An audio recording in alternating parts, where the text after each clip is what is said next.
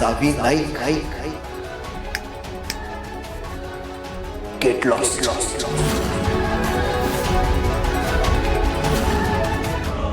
बोला बोला, सांगा मला हे सगळं खोटं होतं का? बोला, सांगा मला, उत्तर पाहिजे मला तुमच्याकडून. आजपर्यंत हे सगळं खोटं होतं का? तुम्ही माझ्यासोबत जे वागलं ते सगळं खोटं होतं? धैर्य बोला, उत्तर द्या मला. हे सगळं खोटं होतं का? धैर्य.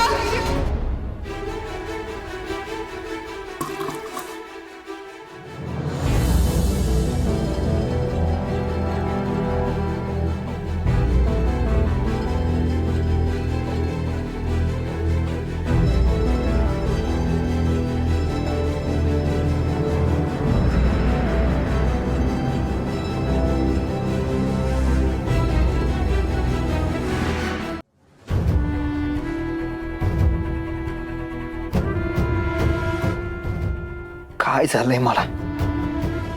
सारखा सारखा त्याच पोरीचा विचार काय येतो डोक्यात? तिचा चेहरा सारखाच डोळ्यासमोरनं फिरतोय. नाही नाही नाही नाही, धैर्य. काही करून त्या पोरीला डोक्यातनं काढून टाकलं पाहिजे, नाहीतर ना डोकं नीट चालणार ना मन शांत होणार. धैर्य मुजुमदार, एवढ्या हलक्या काळजाचा नाहीयेस तू. काढ त्या पुरीला डोक्यातनं आणि लाग कामाला. जर पुढची कामं वेळेवर नाही झाली ना तर लय मोठा प्रॉब्लेम होईल. नाही, त्याच्या उद्या तिला जाऊन भेटतो आणि सगळा विषय संपवून टाकतो.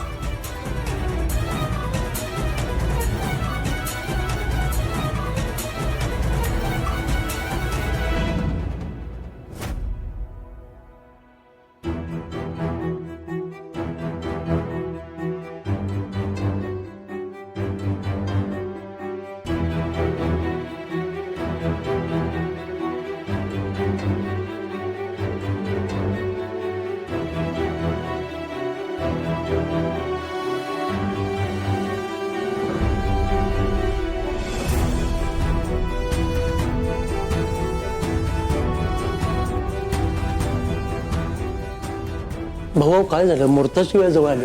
नवरा मुलगा आणि मुलाकडची मंडळी कुठे आहेत? येतच असतील खरं तर. सावीचं बोलणं झालेलं आहे. खरं म्हणायला गेलं तर धैर्य असे उशीर करणाऱ्यातले नाहीत बरं का. पण तरी मी फोन करून बघतो. तुम्ही तुमचं चालू द्या. ठीक आहे. मी करतो. धैर्य मुजुमदार.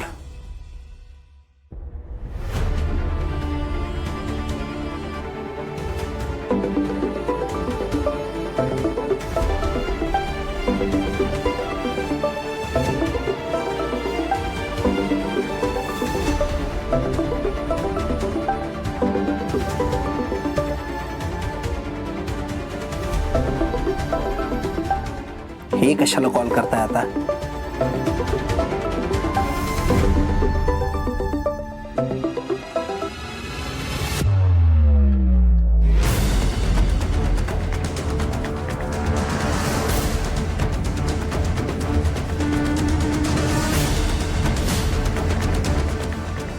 धैर्य,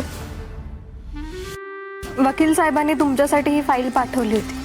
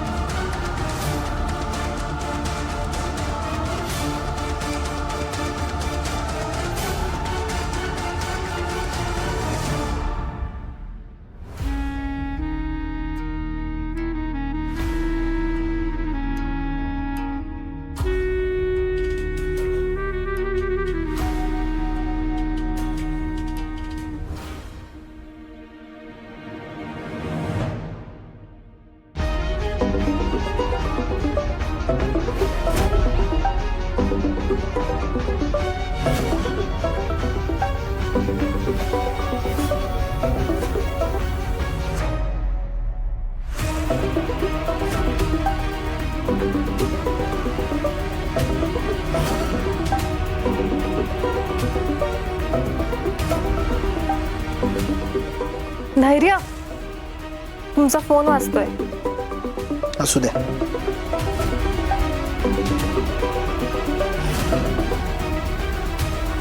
यांना कुणाचा फोन येतोय आणि हे इग्नोर का करताय?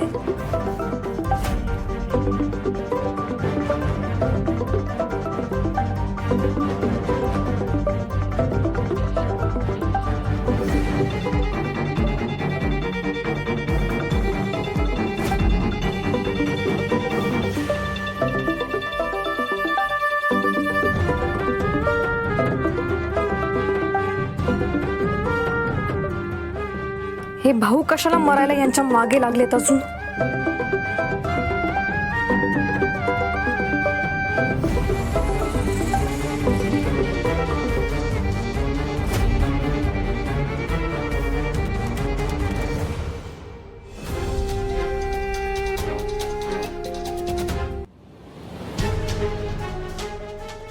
धैर्य फोन का उचलना झाल्यात? हा?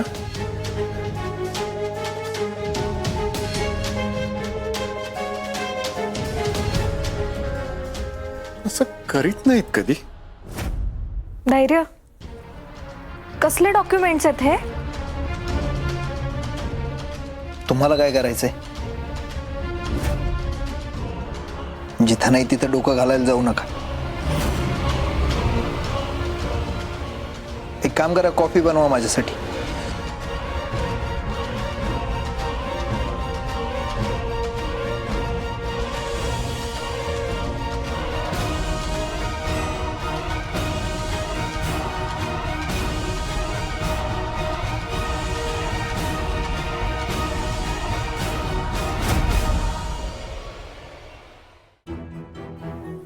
दामिनीबाईंना फोन लावा काय?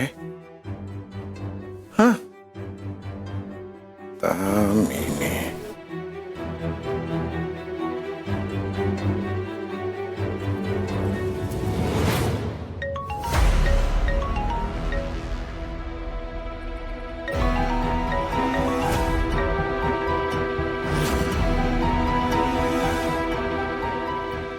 ह्याचं अजून आहेच का काही?